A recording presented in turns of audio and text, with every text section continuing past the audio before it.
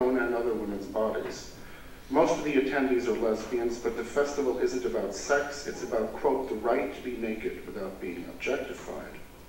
If, quote, hetero-patriarchal culture makes women feel uncomfortable in their own bodies so that their bodies, quote, serve as a source of oppression in everyday life, at the festival, women are freed from the, quote, threat of the male gaze.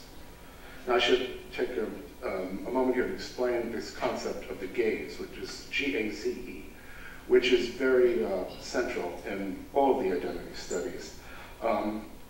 It comes from Sartre, and the idea is that when another person, the other, looks at you, you're suddenly aware of yourself as the object of that person's thoughts, which are out of your control. As a result, instead of feeling free to define yourself, you may experience that person's gaze as exerting power over you, redefining you, robbing you of the right to define yourself. You may even, Sartre argued, be, quote, enslaved by the other's gaze. In identity studies, this kind of logic is often used to depict a harmless glance as an act of despotism. Meanwhile, real despotic acts, if they take place in the non-Western world, are disappeared, as it were, because it's politically correct even to notice them. So that's that. Back to Bawer. Of course, it's not just the male gaze alone that is threatening, women's gazes too, she admits, can be judging and objectifying. After all, she says there's lots of flirting and lots of sex at the festival, but she says, I'm not going to go down that path, because it might lead her into conclusions she doesn't want to deal with, obviously.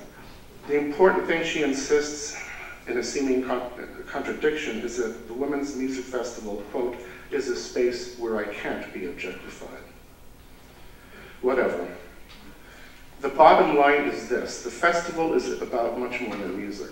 There are workshops in which women can, quote, explore their feelings about their bodies and ponder the question, quote, are we oppressed and in what ways? There's fat activism and fat pride. Bawer cites t-shirt slogans that are popular at the festival. Quote, fat is beautiful. The goddess is fat. Your diet soda oppresses me. She notes that the festival is a sex-positive place where public sex is acceptable and that some of the workshops are, quote, hands-on affairs where you can learn how to find your G-spot and find out about sex toys and female ejaculation. There have, however, been controversies. Sadomasochism, for example, has occasioned disagreement as to the appropriateness of, quote, women policing what other women do with their bodies.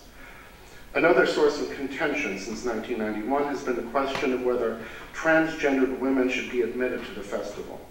The long-standing policy that the festival is only for women-born women is protested annually, Bawer says, and she adds, is definitionally problematic given that many transgender women feel they were born women.